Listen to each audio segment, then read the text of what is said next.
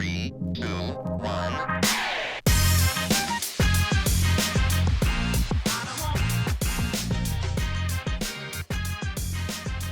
What is going on, Southwest ISD? My name is Brandon Medina. I am here with your man, Peter Wagner, your athletic director. How are we doing, sir? Doing great. How are you doing today? Doing well, man. It's another scoreboard. It's a different feel, though. I was going to say, we're coming a little earlier. We need to tell people what our new plan is a little bit. So the plan moving forward for Scoreboard, if you're new to the show, thank you for joining us. You can find us everywhere: Spotify, Apple, Google Play, Amazon Music, YouTube, all that great stuff.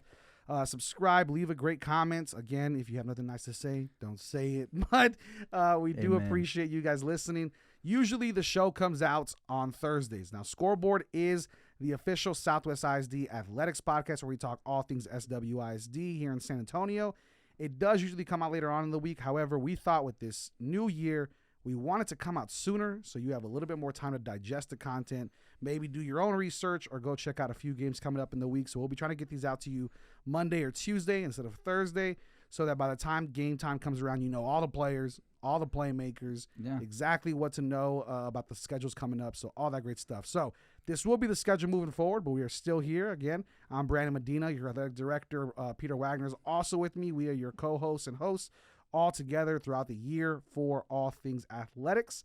And with that, sir, we have a lot that happened already. Well, I mean, like the idea of moving it is so that we can get to what happened last week quicker, and then start teeing up what's coming up this week. So like today's Tuesday, we got a bunch of volleyball games, got middle school football starting up, things of that nature. You know what I mean? So kind of give everybody a to-do list. You know what I mean?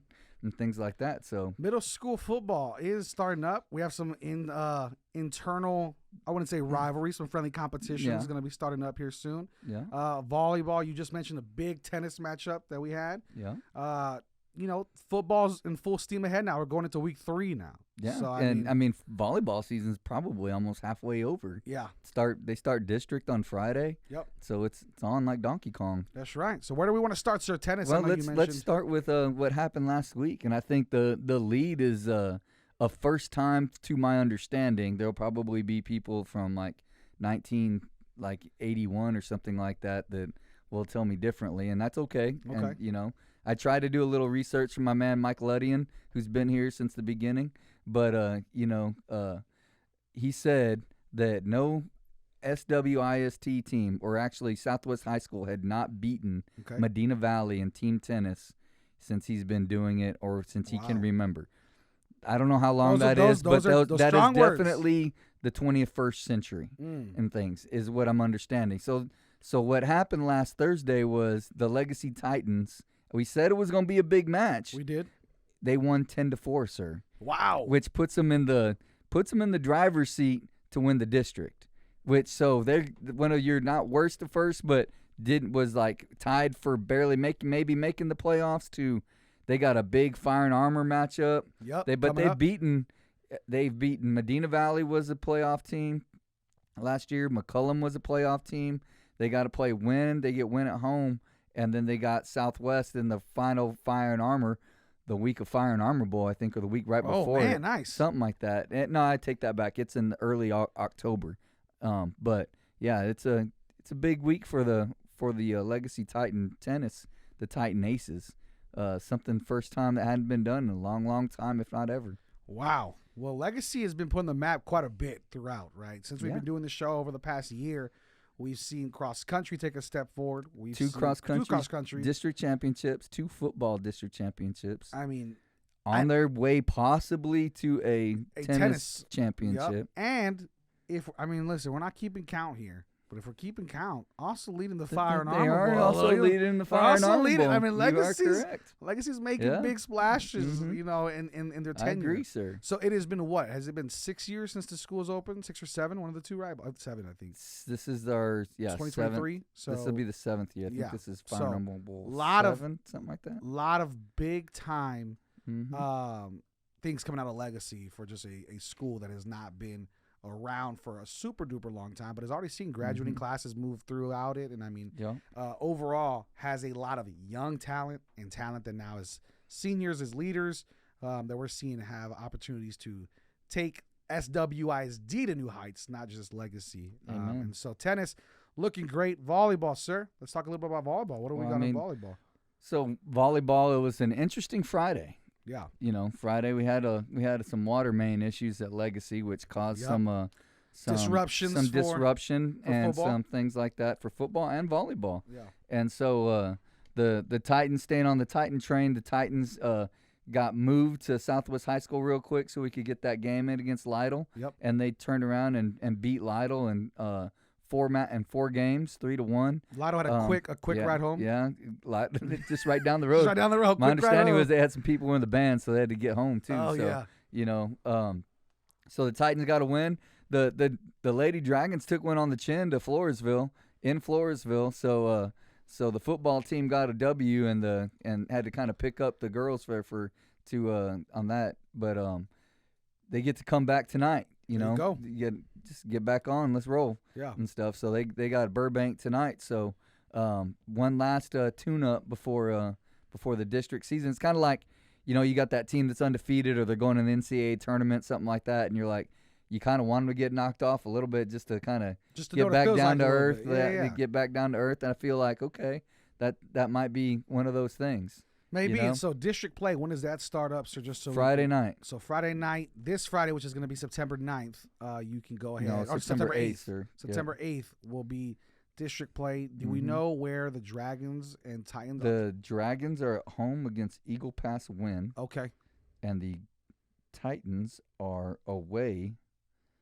The Titans are away at McCullum. It is a huge game. Right off the bat, it's huge. They beat them once in tournament play, immediate 2-0, playoff team, just immediate out the gate. Immediate playoff implications right out the gate for the Titans. So that's big time. big time game there to go with. Talking about big time games and playoff implications. We can just segue right into football. What's happening right there at Titan Stadium on Friday night when the Titans take on Medina Valley. Is Medina Valley the most competitive district with Southwest, do you think, throughout athletics, or what would you say? Because we've seen, right, when I was here and you were head coach, right, there was different teams, right? You had Still in there, you had East Central in there, a few different ones. Now you're seeing McCullum. Medina Valley's always been in there for the most part. Who do you think is given over the course of your tenure here, which is, a lot, what is it, 17 years? 8 going on 18. Going on 18. So with that, over your tenure, who do you think has been the most competitive as far as every game is a grit and grinded out? Who's going to get up on this district? Do you think Medina Valley has to be? I would assume they're probably up there. I would say Medina Valley you can get into history too, right? Like that. It's a rivalry that kind of fell off in the late 90s. They're not far apart either. It's all here. Right. It's like right there. I think that's probably one where I don't know that we were great friends. You know what I mean? There's a little bit of maybe. You know what I mean? Maybe we'll bring some sugar over if you need some, but it's not going to be a lot. It's not going to be a lot. It's not going to be enough to make that Kool-Aid sweet. That's for sure. Like people over there, but you're kind of like, stay on over there. Yeah. Like there's the fence. Because when I was coming to school here, the big one for me personally was South San, because a lot of my family was a South San, right? And then another big one, just competitive wise, but it was, sometimes it really wasn't competitive. Was of course Steel, right? Everybody wanted to beat Steel. Well, it was that one game where it was what was it, the Medieval Bowl? Yeah, everybody wanted on that. TV.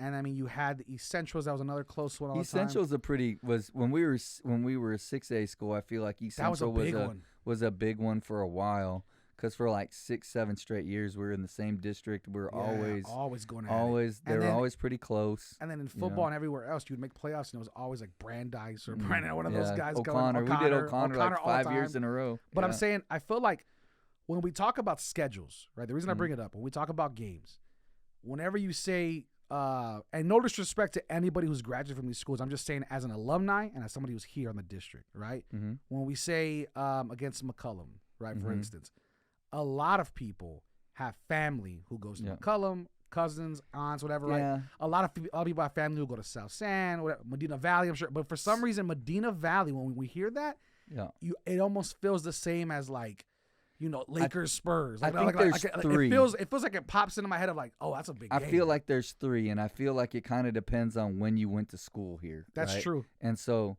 maybe even 4. But I would say the top 4, right, would be. Are you ranking them or you just going in no order? I think I'm going to go first. I'm just going to say 4, and we can rank them. Okay, go for it. So I would say Medina Valley, if you went to school anywhere between 80 and 90, mid-90s. Okay. Right? Because then we're about the same size, competing against each other. A lot, you listen to the alumni who've been here a bunch and stuff like that we work with. They also that was a big deal, titles, right? Yeah. Medina Valley at that time was winning, like, they were titles. good. Yeah, and in the mid-80s, I think they won the state championship. That's what I'm saying. And so you got those guys. And then you get into like the early 2000s and stuff, and I think it was Harlandale, like the Harlandale Indians. And I remember coming in and being like, "No, we're gonna play Harlandale. It's gonna be on, blah blah blah." Now I don't know if Harlandale feels that way because they got McCullum, right? But I feel like that was one of them. And then the last two, especially when I was the head football coach, but when we were in 6A and we were going East Central, like you talk to people and we're like, "I hate East Central. I just don't want I remember. Like, you don't want to say game. I hate East Central, but you're like, anytime East Central comes, the competition was we want to beat them. Yeah. You know what I mean? Even like at the volleyball, the SWISD volleyball tournament, both of our teams beat them, and we're like, yes. I mean, the competition was so good with East Central. Even you let me play the full game, and every once in a while, every once in a while, and even I was listening to people out there because it was the competition. Yeah, you know, I mean, like even Bowen didn't even. Bowen might have got sacked. It wasn't for me. I told your mom, I was like, I'm gonna do everything I can to get him in. Just show up to the game, please. Stop it, sis. So just show up. Just come back to the Booster Club meeting, please. But I mean, East Central was a big East Central, and then I would say Jay. I think Jay over time. I think Jay over time has been kind of. But like I feel that. like Jay, Jay fluctuates. Right? Like they're in, they're out, they're in, they're out. Like yeah, Medina and I think Valley, right now they're out. Yeah, you know Medina what I mean. Valley, Nobody cares about Jay right now. You know what I mean. It's all Medina Valley. Medina Valley, East Central, and the Harlandale district has always kind of been. But anytime you beat Medina Valley and anytime you beat East Central, those two games, you're going to be like, yeah, good job. You know what I mean? Like, I remember Dr. Verstoff, the first time we beat Medina Valley, I was like, don't worry about the rest. We're good. Yeah. We're playing with house money now. That's right. And stuff. You know what I mean? Last year we swept them. Yeah, it was Legacy and Southwest in football. And I didn't mean to throw it off, but I thought it was interesting because you said that and you had just talked about. I want to throw it out there to James and to all the other people who listen. I want to. Yeah, Chief Palomo listens to all those guys. Yeah. I think you guys should put that in the comments. I want to see what they have to say, or when we see each other, I want to know what they have to say because I want to see if I'm missing somebody. Yeah, I agree. I'll make that in, and I'll make a note to put that in the post itself. Like who, in the podcast we talk about who's the biggest competitor of Southwest ISD throughout the years. Who is it to you? Because I do think you're right. It's probably gonna be generational, like different. Yeah, and I think South San will be in there somewhere because for sure that 98 game at 10-0 and 10-0. People talk about it to this day. James said, it's the 98 game and it's the 2000 game in the Alamo Dome against Judson. Yeah. Those are games that people talk about all the time. Supposedly, and you said it was correct, is that people were up on the hill. I wasn't there, sir, but like that's what I hear. That's what I hear. It makes sense. A lot of families. Yeah. But the thing is, all the names we mentioned, and we'll get back into that later, but all the names we mentioned are all neighboring districts, and that's why it makes sense. Medina Valley is right there. That's the beauty of playing community type John stuff. Jay, if you went to Crewald Royal Elementary School or Big Country, literally Pew Road right there is the dividing factor between John Jay and if you go to Southwest ISD. If you went anywhere near, well, you got Lytle area, Medina Valley. So there's a lot, man. But if you live on Wisdom Road, that area, you know. So any of that, when it comes to volleyball, that's going to be a big one. We just talked about it, right? So Legacy immediately gets McCullum. Yep. You said, right? And then Southwest plays win. I think Southwest should be able to get back on track. Yeah. Legacy's going to be a battle. Yeah. Legacy's going to be a big-time battle, no doubt. But it's going to be a battle, and how much further have we come? Yeah. You know what I mean? True. And That's then, true. you know, I think Southwest gets Burbank tonight, get back on track. Yep. Get another one to get back on track. Remember that you didn't like that feeling last Friday, and then you start making your run. And so I think volleyball being interesting, it'd be very interesting. Obviously, I think coming in, the Dragons are the favorite. Of course. You know, I think the dark horse is probably Legacy. You know, but they're gonna have to knock off McCullum or some of them, as Coach Cardenas told me. He's like, I just got to figure out how to knock off one of these teams or split with a couple of them to get in the race. And that's the answer. One that we don't talk about much in the show, and then when they come up, it seems like the whole show becomes about them, is is Southside, who I think has now become a pretty big competition. Football, volleyball, they're struggling a bit right but now. football for sure. And I mean, we're in football season. Yeah. So what a great segue. So look at you. You're welcome. What a great segue. Let's talk a little bit about football, man. So the Dragons rolling strong and and it hasn't, and in clutch mode. You know what I mean? It hasn't looked like there's been times of struggle, but overall, I mean, really solid performances. This week when I was over there watching that game, it was kind of like Coach Franco and I talked immediately afterwards on the field, and it was like it was the defense. Like we talked, kind of dogged on the defense a little bit last week because you know what I mean. This week it was, you want to talk about the living on the bend but don't break philosophy. I mean, they had like 2 stops inside the 15-yard line to open the game, but their opportunistic defense. I mean, they had 2 almost scooping scores. They got a ball, they got a fumble on like the 15-yard line. If you look at their offense was exciting, but they didn't have a bunch of yards. You know, they had 270-something yards of offense, but part of that is because they had short fields. Yeah. You know, you don't get it. I mean, it is what it is. And, you know, there's 2 telling stats that Coach Franco told me over the weekend. He said, number 1, he said, we haven't turned the ball over yet this year. Yep. So knock on wood, because they play on Thursday against Martin. And then 2, he said we have 7 turnovers in the first 2 games, so they are +7 in the turnover margin right now, and they had almost 0 stupid penalties, and that's called winning football. It is. It's a winning combination, and I think for us to go back to, if you missed last week when we were previewing the game, I don't know if it was truly a question of the defense as much as it was almost a praise of the offense they were facing. Yeah, they're just scoring so fast. We were talking about that might be the best quarterback they're going to face all year. Yeah. Out the gate. Yeah. Right? And for many of these guys, if it's your first game on varsity, you told us this even in a serious note, right? Yeah. Whenever you brought me up and we were talking to all the guys playing there, you were like, this is a different pace. It's a different level, right? You're going to get hit a lot quicker, a lot harder. Yeah. And it's not going to, I mean, if you're not practicing that way, it's going to be surprising. And I think the quarterback surprised them a bit. That's all I'm saying, right? Yeah. It definitely was. You could see it. And with this game against Floresville, who is normally competitive, and it was a competitive game, but 35 points this game. You put up 40 the last game. The offense is not the problem for Southwest. No. And the defense, clearly, with +7, is also not a problem. What's really impressive about the offense is what Coach Bradford's doing is sticking with the old, but kind of he's got the talent to be able to come with some new stuff. Like, you know, it's they're on the +44 or something like that in the first half, and they ran like a twin set, and they brought an over route about 14, 15 yards over, like a deep drag, and boom, dude's like sitting there in the middle because Z Voss is going deep, and he hits Bryshon Brown.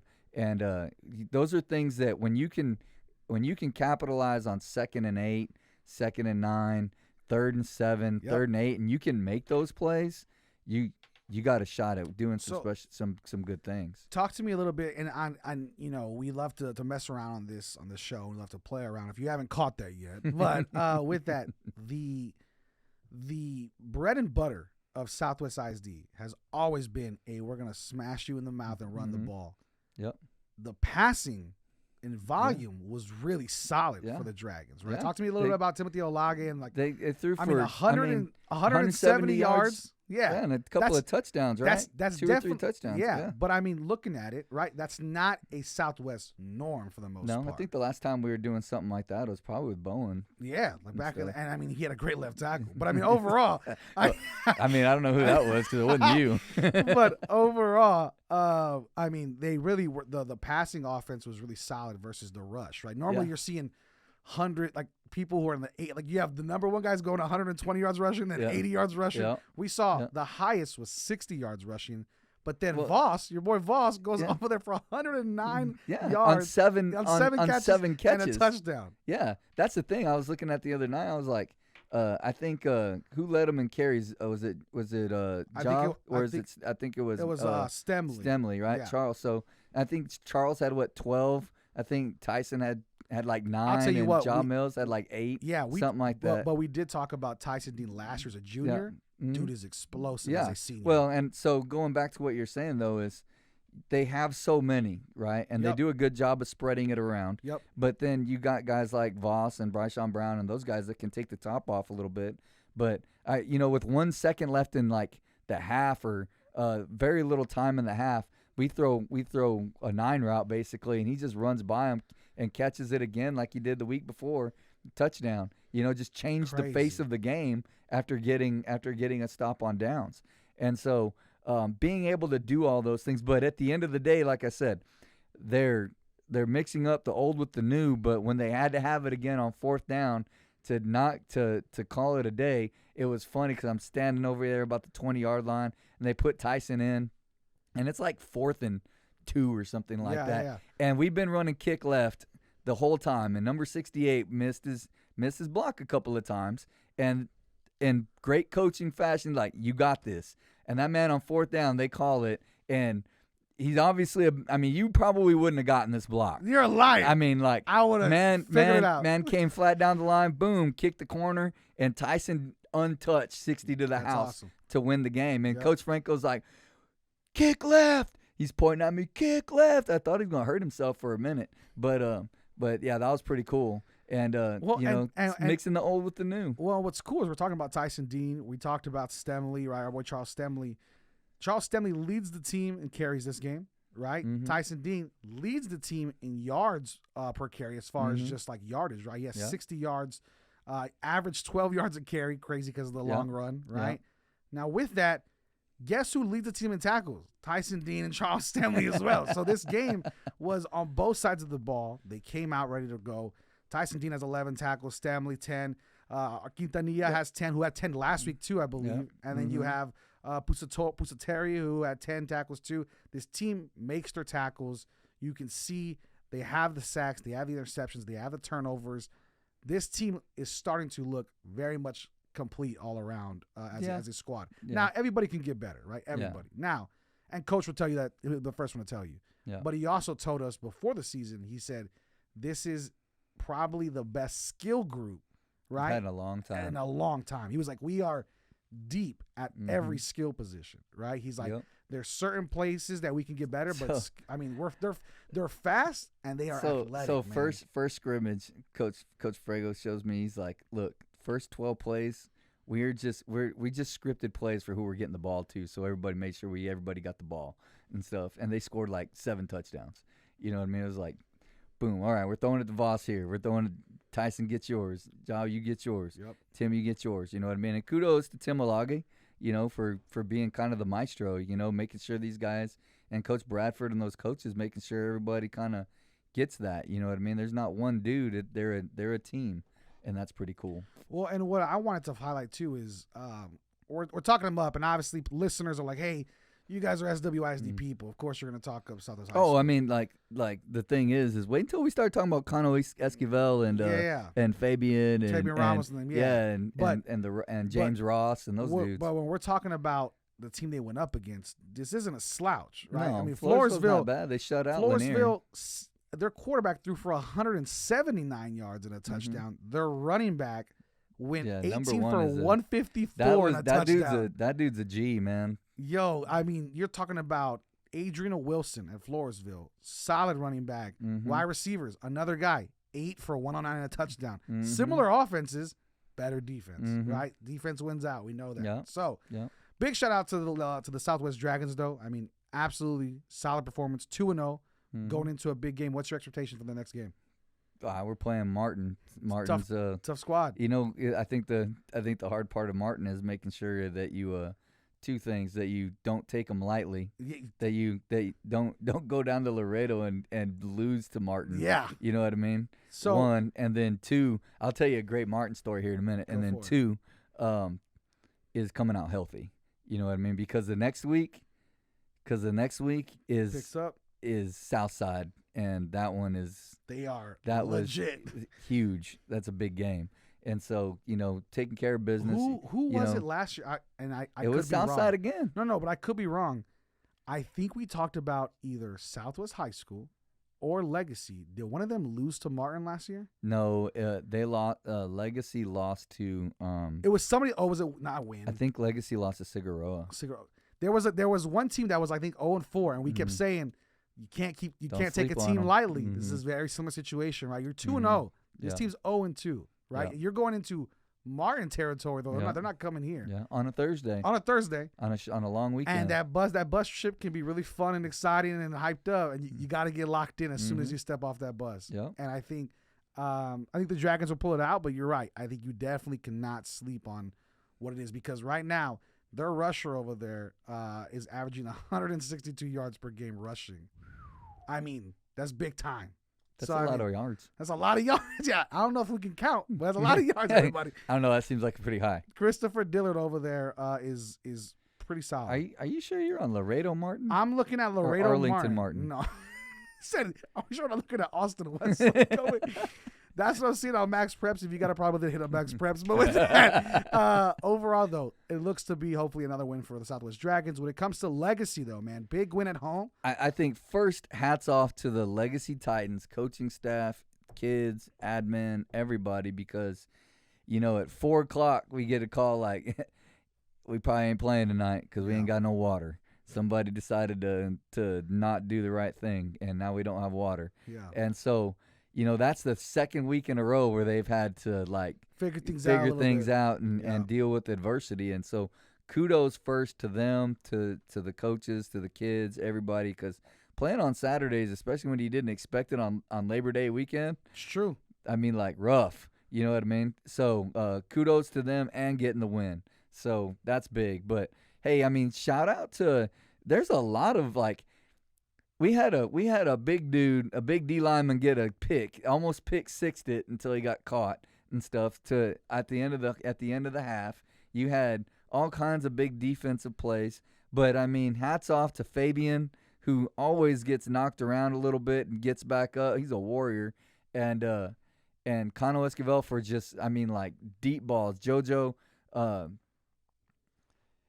Murillo, big ball, you know what I mean? James Ross, second week with the big run, as a sophomore. I mean, just getting it done. And then, my guy Alex Ramirez, the backup quarterback, sophomore, comes in and gets a big fourth down conversion. It's like 4th and 9, and he runs and gets it and stuff. I don't know if he actually knew where the sticks were, but he got it. Yeah. And that's what I'm talking about. Well, and stuff. So, just big plays, man. And you see those kids at practice, the motor that they play with is impressive. I mean, they practice full speed almost. It feels like when I go to see other practices and we do a highlight on one of the students or a highlight on one of the trainers, I mean, you're hearing helmets hit and people getting excited and loud. And I mean, it's a fun time over there. And obviously that coaching staff is hyped up, right? Cooper's going to hype anybody up. He's going to get in people's faces and get excited and hug them and all that stuff. You have the Cruz, the same thing, right? And so, I mean, you look at it, two very different head coaches as far as, just personality sides. But they both are so competitive and so well-versed at understanding their athletes, right? I just coming down to that level of being. I don't even know if it's understanding, but how much they care about our kids. They love them, man. They really do. It comes through. That's what 80% of the job of just getting them to play for you and play well, man. They want to feel that, and the camaraderie is huge. You and I have talked about it before, right? I might have never been the best dude, but I love the camaraderie, and I was going to make sure everybody felt, happy and well. And so, I mean, it's a huge part, but Fabian Ramos is one of my favorite players to watch. Isn't he though, man? One of my favorite kids. He looks like a fullback, but God, he's just and he steps exciting, up dude. I mean, it's big. It's real big. His leadership, his ability. I mean, he gets up there just like a coach and talks to him at the end of the game and stuff. You're talking about 197 yards passing, 3 touchdowns. Fabian, keep doing your thing, brother. We talked about you last year. We're talking about you now. We did a highlight on him for the Peanut Butter Bowl for Beyond the Arches. Well-spoken. I haven't heard a bad thing about him. He's a great kid. And also super coachable. He's so good at just taking exactly what's being said in practice. He's the kind of guy that goes to school and turns right back around, comes back and coaches. That's what I'm saying. And you're like, yes, you're hired. Yeah, exactly. 100%. And I mean, not only the 197 yards passing, taking 12 carries, still getting, just the offense, and I feel like the team really moves where he moves, and he's a great leader for that team. And then James Ross, also another great guy. I mean, 66 offense yards. and defense. Everybody talks about that Hunter kid from from Colorado, but you got a couple of dudes like Tyson Dean and James Ross that they're on there all the time, man. After this game and moving forward. Yo, hey, keep it locked in, Cano Esquivel. Hey, we're mentioning you, dog. You're here on the pod now. Yeah, I see you. And he's like 125 pounds, soaking wet and just running by people. And it doesn't matter because he's making plays. What you That's say the he second weighed? week in a way. What'd you say he weighed? 112 pounds? Well, he had 112 yards. That boy's getting a pound like a he yard. weighed 180. Yeah. Listen, little Megatron Esquivel over there. Yeah, man. He's making all kinds of plays. 4 receptions, 112 yards. Hey, 50% touchdown. Two touchdowns. Exactly. I mean, that's solid stuff. Great output, though. A big win for Legacy as a whole, right? They're coming off. It's all about how you respond, right? The response is massive when it comes to a team We always say environment. you always get to choose how you respond. And that's all you can control, right? Sometimes the game doesn't go your way. Look at you talking. You know what I mean? Listen, we could have been. I would have been a coach. You know what I mean? Had I not appreciated being behind a mic and not getting hit again, I would have been a coach. But overall, I think Legacy really has an opportunity to go in and listen. You got Medina Valley next, right? Yeah, they say they're kind of all over the place right now. New head coach. Yep. New program, things like that. But we started this conversation maybe on a Friday. Hopefully. But we started this conversation with who's the most competitive people in the district, right? Yep. This is a generational moment here where you can go ahead and say, hey, when I was a senior, that's Fabian Ramos. And they probably ain't going to be back in 5A for at least a couple more years, too. Because this could be this is your UT Oklahoma chance right here before they take off to another shoot the deuce. So this is the chance right here. I think it's gonna be a big one. 0-2 Medina Valley. That's not a norm for Medina Valley. Hey, and coming back to Legacy for a minute is they beat a 6A team in Lee. Yep. Lee got off the bus and they look pretty good. You know what I mean? And the Titans just came out and said, all right, let's go, and made it happen. Really, after it went 7-0, I don't know that they even came close after a while. That's what I was going to say. Not even just made it happen, dominated. 32-14. Lee did not and that 14, it was 32-7 at one point, and we missed it should have been 35-38-7. Lee did not score a point until the second half. Yeah. So we're talking about a complete first half shutout on a big school. Yeah. Right? And on some added pressure where you're like, hey, we were supposed to be playing Friday. Yeah. I'm supposed to be at the river with the family Saturday morning. Here we are playing. Yeah. Really, really solid stuff by the Titans. I really want to shout out a few people. A lot of sacks in this game, tackles for loss. The defense played solid. Offense is great. Had a couple interceptions. Yeah, you got leaders on both sides of the ball, and I think as a coaching staff, one of the best as well, of course, that you can absolutely ask for. Just really second to none. And also the coaching staff are guys that you said, those exact guys you talked about, Fabian. They were players who were very good, very fun, cared about a team environment, and were very selfless. Yeah, and come back to coach. And I have nothing but love for those guys. And a lot of those guys Amen. Were on my team, and I can speak truthfully. Those are some of the best dudes you could ask to be coaching your kids. Awesome people. And so I'm excited, man. It's going to be a fun one. Hey, real quick, our guy, we almost made it through the pod without talking about Anthony Zapata. Almost. But we saved it for 13th last. this week. 13th in the cross-country meet at a 375. And then his teammate, Alicia Galvez, who also went to state with him last year, gets 73rd out of 300-something at the feast meet. State's looking nice over here somewhere. And he ran 16 the first one. His goal is to get under 15 minutes. He ran like 15-14. Got his best. He's dropping time. He got his best by like 40 seconds in 1 week and stuff. So crazy. So good things coming out of those guys. Alicia and Anthony, water polo still rolling. Yep. So. Big time. It's good times. It's a good time to be a Southwest ISD alumni or just a community member. Again, we say it every week. Go find a game. We're coming to you early enough to give you time during the week. Yeah. Okay. Plan so out let's your schedule. think about that. So tomorrow night we got Burbank at home. Which is Wednesday. Tonight. Yeah, I'm sorry. Tonight you got a Tuesday. Burbank at home. Gotcha. You got the Titans got a home game against YWLA. Okay.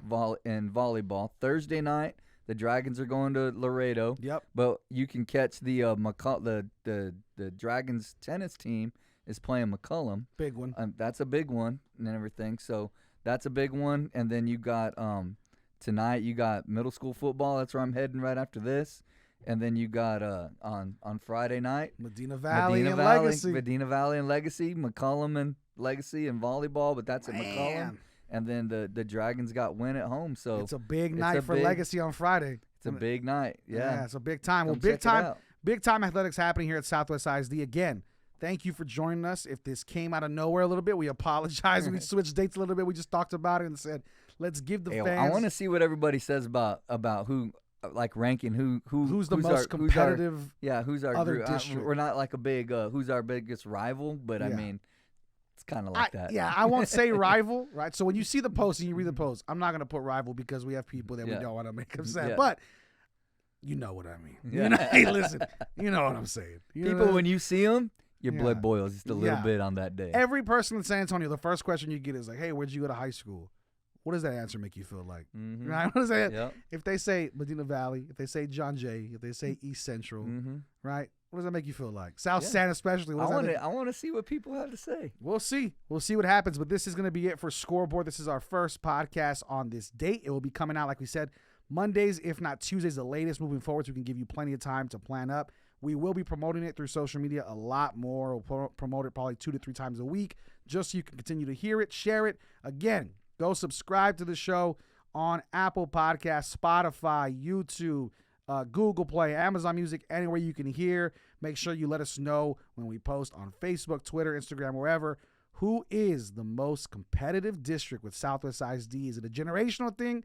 Who is it now? Who was it then? Give us all your takes. We'd love to hear it. And if you have any questions or you want to stop by and say hello, feel free to send in a little audio clip to Southwest ISD, a positive one, right? A positive one. It's like a crazy, but we love to include any fans. Keep it positive, Southwest. We really, really appreciate all our listeners, all our supporters. And if you heard your kid's name, your cousin's name, an uncle, a tia, anybody, share with them, share with the family. We really want to be affecting the community as a whole in Southwest ISD in a positive way, and hopefully we are. So with that, I am Brandon Medina.